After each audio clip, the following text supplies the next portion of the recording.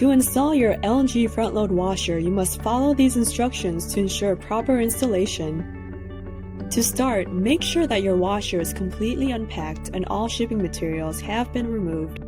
Connect the blue hose to the cold water faucet. Then, tighten firmly with pliers.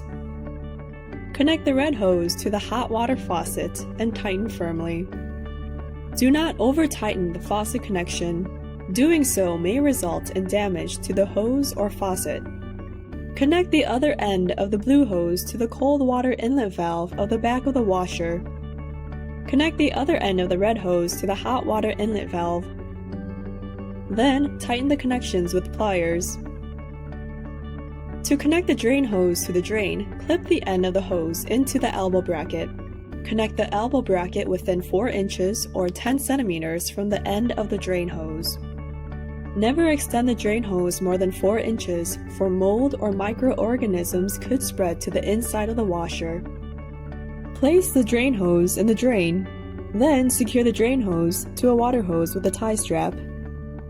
If you choose to use a standpipe as a drain method, hang the end of the drain hose into the standpipe. Use a tie strap to secure the drain hose in place. If you choose to use a laundry tub as a drain method, hang the end of the drain hose over the side of the laundry tub.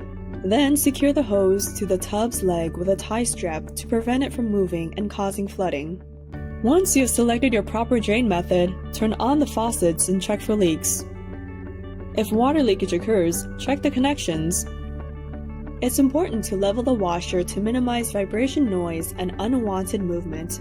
Loosen the lock nut on the foot that is rocking and adjust the leveling feet with a wrench included with your washer. Turn the feet clockwise to raise the washer, or turn the feet counterclockwise to lower the washer. Once the legs are leveled, tighten the lock nut to secure the leg. Plug in your washer to the proper outlet. To check to see if the washer is properly installed, run the rinse and spin cycle with a light load.